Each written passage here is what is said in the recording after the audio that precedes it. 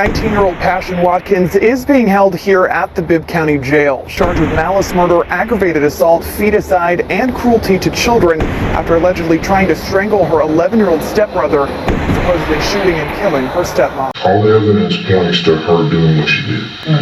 Okay, that's done and over. But the why? I want her to tell me her story. I want her to tell me her story. I want her to tell me her story. Me false.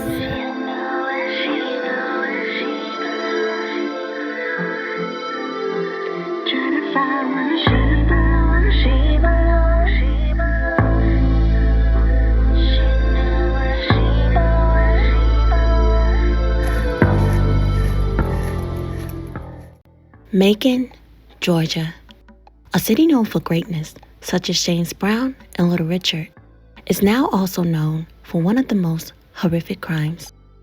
36-year-old pregnant woman Melanie Powers shot dead in her own home around 6 a.m. on April 26, 2020. 19-year-old Passion Watkins, who happened to be living with her at the time, charged but innocent until proven guilty.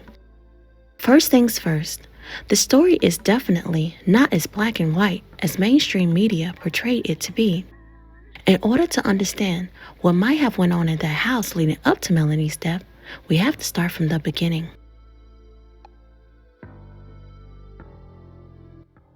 Passion Latrice Watkins was born April 25, 2001, on the east side of Chicago. And early on, she was placed in special ed due to a learning disability. I work with kids, so I knew something wasn't right or something was wrong, but nobody just paid attention to it. I don't know if anybody even paid attention to it.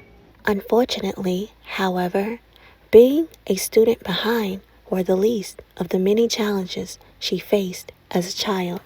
Very challenging, very difficult. My sister, she's very lovable. Passion is very passionate. She loves to read. She loves to cook. She loves to do art.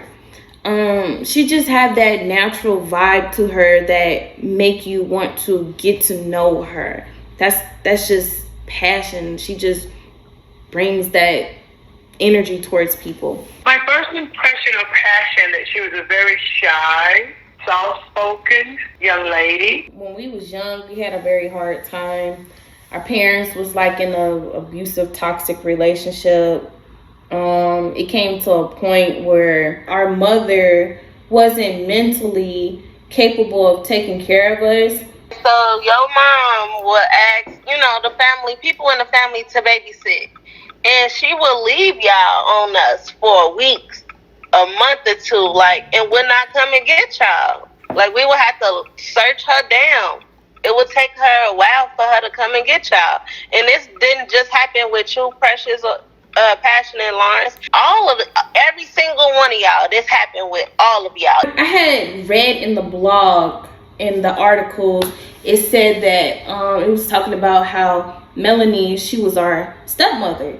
And I just want to clear that up. That's not true. My dad, still to this very day, is married to someone, and she is our stepmother. Actually, my dad and her, they both gained custody over us.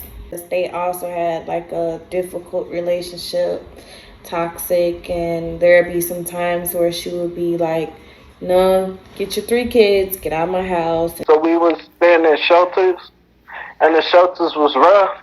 Walking on streets. There was one point in time where we was walking on the highway. Passion was really quiet. She was really good. She was just really quiet. But she was always sweet. She was never aggressive or anything. It's hard, my dad's taking care of 3 kids. We had to wear wet clothes to school. Due to my dad not having the money to afford to go to the laundromat, he used to wash the clothes in a tub.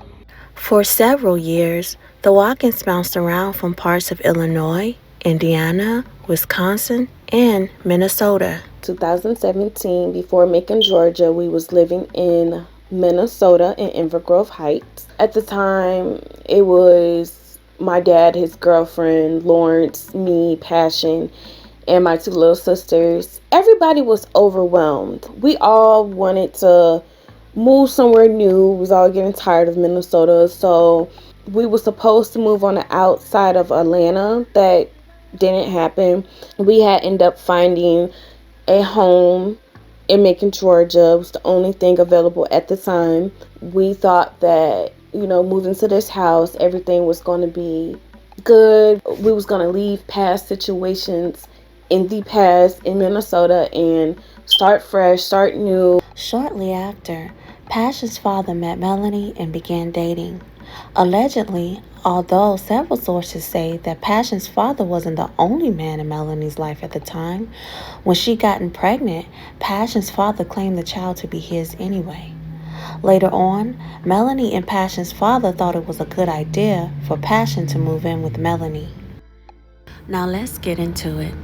Do you guys remember this? Remember when the little girl didn't have no coat and it was dead winter and Melanie was still helping her and trying to financially take care of her? Friend Tiffany Odom says Watkins recently moved in with Powers, who was doing her best to raise her.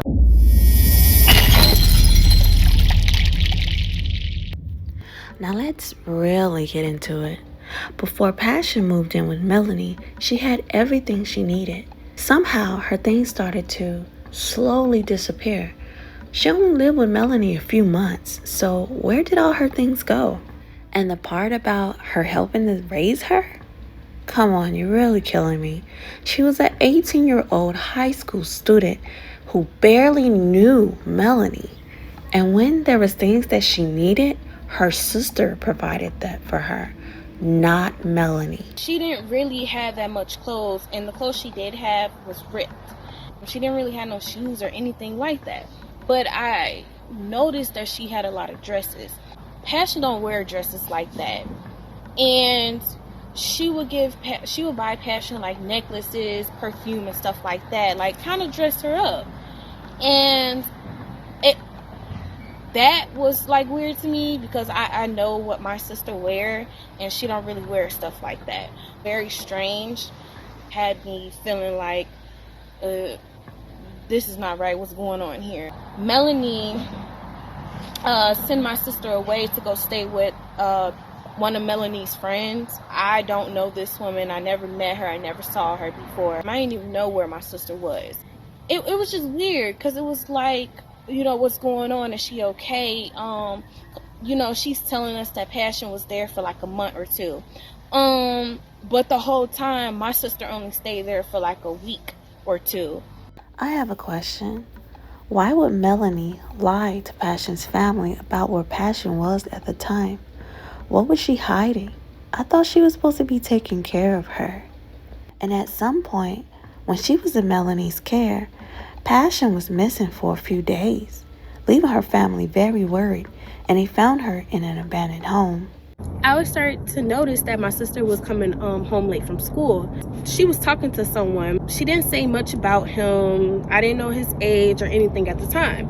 Come to find out, she was talking to someone that was older, like late 40s to early 50s. My cousin, she was analyzing her body and she said there's something off about Passion.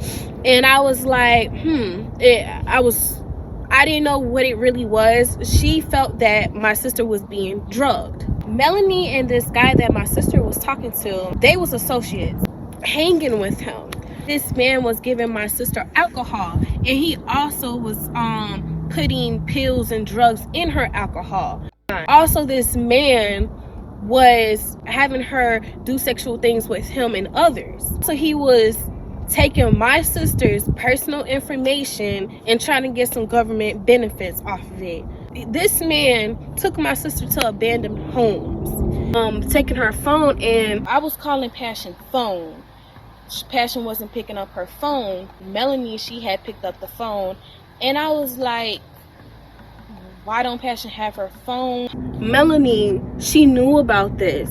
Melanie knew that this guy was doing these horrible things to my sister, and it makes me think, like, was she a part of this? The investigators handling this case seem to have ignored some very important details that Passion's sister, Precious, practically begged them to look into. I've been feeling like this for since this stuff happened. I feel like two things. I feel like it could be this guy involved. My sister is not going to do something like that. It just had to either be this guy, or if something was going on in that house, that Melody, was she not telling nobody? Was she, kind of abusing my sister? I'm just thinking it's probably them too. She mentioned anything to you about having a gun? No, that part was just, no. My sister don't even know how to hold a gun.